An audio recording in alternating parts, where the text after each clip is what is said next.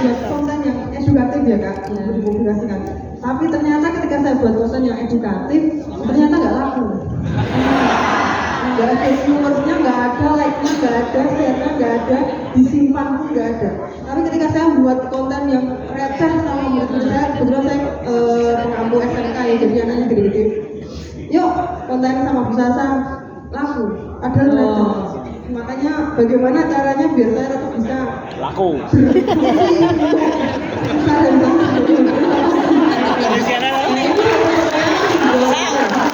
Tak marah nih kosan Nusa.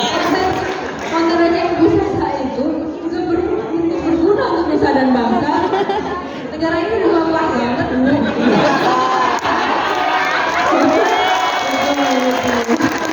Juga bikin konten serius terus dengan ini galau.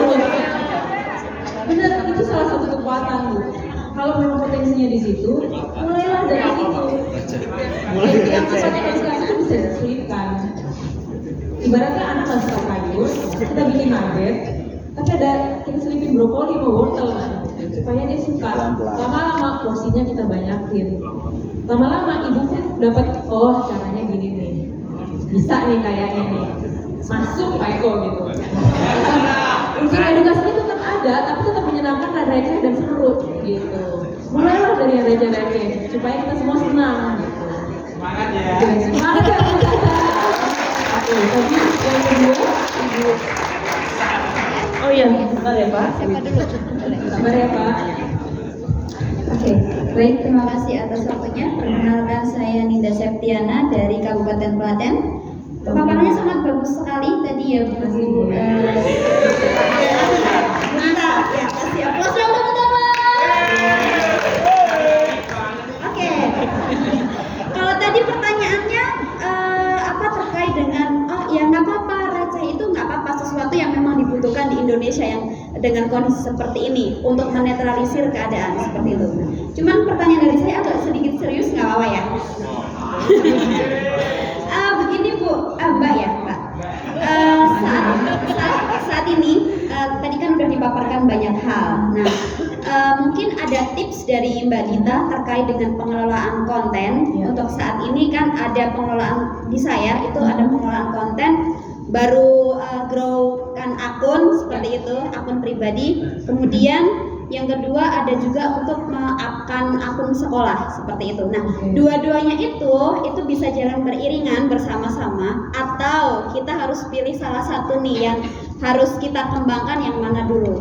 Seperti itu. Sementara kadang kan kalau akun sekolah itu isinya paling terkait dengan kegiatan, kemudian aktivitas di sekolah. Kalau konten pribadi lebih ke praktik mengajar, membagi ide terkait dengan teknologi yang dipakai seperti itu. Bisa nggak dua-duanya ini jalan beriring? Terima kasih. Kalau Ibu Nani bisa banget Bu. Mungkin pertanyaan saya gini. Ketika mengelola akun sekolah, ada timnya nggak Bu? Ada tandemannya nggak Bu? Ada. Cuma nggak maksimal, jadi kayak bisanya kita jalan sendiri gitu. Oh, itu tantangannya. Memang kalau mengembangkan akun dalam satu tim ada lebih banyak kepala ya Bu ya. Tapi itu juga bisa kita jadikan potensi bahwa kita bisa dari cara pandang yang berbeda. Jadi lebih kaya akun kita. Jadikan itu kekuatan kita sih. Saya juga kayaknya kalau mengelola akun lembaga tanpa tim, tanpa saling masukan, tanpa berantem di dapur, itu nggak seru gitu. Dapurnya ributnya di situ. Ketika keluar, kita sama-sama ini keren, ini oke. Gitu. Itu sesuatu ada kebanggaan tersendiri, ada kelegaan sendiri ketika bisa menampilkan luar sana konten yang sama-sama kita sepakati gitu. Memang PR-nya kadang-kadang kita berantem terus. Saya pikir nggak apa-apa. Banyak yang nanya, gimana ya? Ini ribet banget tuh. Satu kuncinya, jangan lupa bawa sumber yang jelas. Ketika kita pengen A, kenapa kita harus A? Sumbernya dari mana? Gitu. Ketika kita mau B, dasarnya apa? Di situ kita memperdebatkan, nggak apa-apa, oke. Jadi contohnya kita mau misalnya membuat konten budaya. Kenapa sih pakai fontnya yang keriting-keriting? Ya itu kan seni budaya gitu. Ukiran menggambarkan ukiran keindonesiaan, tapi nggak membaca loh. Yuk kita coba bandingin sama akun kementerian lembaga, akun kebudayaan lain lah gitu, akun museum, akun apa. Mereka memperkenalkan kebudayaan, tapi nggak mesti pakai huruf yang keriting gitu. Yang penting adalah audiens kita bisa membaca. Ketika itu keluar, kita puas nih karena sama-sama bagus, udah sepakat bagus gitu. Bisa Bu, dua-duanya jalan. Awalnya saya juga takut, saya sampai nutup akun pribadi karena takut salah sama akun kementerian. Takut banget gitu saya. Pernah, betul ya? Kalau kadang-kadang saya takut karena sekarang tuh gampang banget, cuma tek berubah akun, tek berubah akun balik lagi. Salah posting di akun kementerian sih nggak pernah. Tapi apa yang mesti di posting di akun kementerian di akun pribadi pernah. Jujur banget. Lagi ngadmin ponakan saya set datang. Onti adminnya akun Kemdikbud ya. Kayak gitu. Enggak. Terus saya taruh blok gitu. Ada risiko-risiko kayak gitu memang ada Bu gitu. Cuma itu juga jam terbang sebenarnya. Saya pikir Ibu akan menemukan sendiri polanya. Kapan saya harus membuat konten, mengembangkan konten yang lebih relevan atau cocok dengan akun pribadi saya. Sementara informasi, program atau aktivitas tertentu ini lebih cocok di akun lembaga saya gitu. Jadi tidak dicampur aduk, beririsan mungkin, tapi kemudian punya karakter masing-masing, bisa dikembangin. Ada rekan-rekan yang seperti itu. Ada Humas Dikti yang juga YouTuber ada. Seperti itu kira-kira. Semoga bisa membantu ya Bu ya. Siap, terima kasih. Terima kasih Brenda. Ya. Terakhir. Assalamualaikum warahmatullahi wabarakatuh. Waalaikumsalam. Saya Yos Putra Kurniawan dari Kabupaten Kendal. Jadi saat mengikuti hari ini Ya. itu nyeprok sekali dengan Nyeprok, Pak? Nyeprok ya. Dengan tugas Masuk Pak Yos. Yes. Dengan tugas saya yang di dinas itu. Jadi di dinas kami, saya dengan tim itu pengelola medsos dari Dinas Pendidikan Kabupaten Kendal, yaitu Kendal Berbagi namanya. Kendal Pintar Berbagi atau KPB. Kendal Pintar Berbagi. Ya. Nah, di sana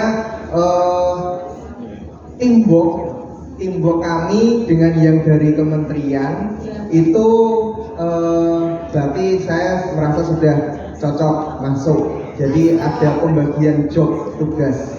Jadi mulai dari saya yang membagi tugas teman-teman, terus teman-teman ada yang bagian membuat konten gambar, kemudian ada teman yang bagian membuat narasi, kemudian nanti ada yang ngecek narasinya, kemudian baru post ada bagian sendiri. Nah, di sana tim kami itu sering sekali ribut, atau yang paling berat itu adalah membuat narasinya.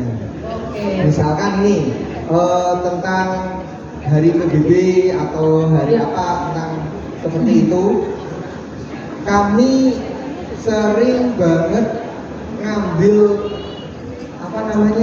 sumber kemarin dari Wikipedia. Maka begitu dari Ibu tadi menyampaikan Wikipedia tidak boleh, terus saya juga tanya, ternyata Wikipedia pandangan pribadi gitu ya. Nah, di sini opini gitu, sehingga saya jadi merasa berdosa sebagai komandan divisi medsos. Itu saran dari Ibu untuk kami mencari sumber narasi ini, kriterianya web yang bagaimana yang seperti ini. Terus juga terima kasih tadi kami mendapat pencerahan, ternyata kalau bisa medsos itu nyambung dengan divisi web kami. Ya. Di sini juga ada teman dari divisi web kami Kendal Kita Berbagi juga kebetulan hadir. Ini insya Allah nanti setelah ini antara divisi medsos dan web insya Allah akan nyambung. Berarti kami sebagai perangkat tetap web. Oke. Nah, pertanyaan saya tadi sumber yang Oke. aman. Itu kan sumber. Terima kasih. Oke. Assalamualaikum warahmatullahi wabarakatuh. Waalaikumsalam. Ada yang terima kasih banyak. Semangat ya untuk ikut Kendal. Dulu ketika siswa-siswi SMK Kendal tuh suka magang di Jakarta. SMK Kendal sering anak-anaknya magang di Jakarta. Untuk sumber ini sebenarnya ada tren juga di Wikipedia itu memang mendapat pribadi, tapi di bawah itu kita lihat kan ada sumbernya juga. Coba kita cari di situnya yang kita jadikan sumber, gitu. Kita telusuri lagi, gitu. Kadang-kadang memang untuk satu konten risetnya itu bisa berjam-jam. Saya bisa di depan laptop dari datang pagi sampai dipanggil bos berapa 2 jam 3 jam kemudian, gitu. Karena saya nggak mau ini salah. Bahkan misalnya sumbernya hanya bobo.grid, itu nggak cukup buat saya. Saya cari dulu nih di laman yang paling kredibel untuk hal tersebut. Misalnya dia tentang fakta sains. Kenapa dulu di kabel listrik tak setrum? Ternyata beda antara bobo.grid dengan di National Geographic sama di akun apalagi waktu itu Kompas, kalau nggak salah Kompas Sains. Itu saya harus cari yang benar itu yang mana, gitu. Iya, risiko itu sebenarnya bisa dikurangi kalau kita tidak mencari acuan di blog atau di Kompasiana atau di Wikipedia. Jadi lebih baik cari yang memang berhubungan langsung gitu dengan konten tersebut. Kadang-kadang memang misalnya sourcesnya bahasa Inggris, tapi kan sekarang ada translate gitu. Kadang-kadang konten bagus itu adanya di NASA, National Geographic, di apa ya, situs berita internasional misalnya. Mereka bisa menjelaskan dengan lebih simpel, dengan lebih jelas gitu. Kadang-kadang sources di kita itu bahasanya mungkin agak sedikit terlalu akademis atau terlalu jelimet gitu ya terjemahannya gitu. Jadi itulah yang sebenarnya butuh waktu banyak untuk supaya konten ini valid gitu.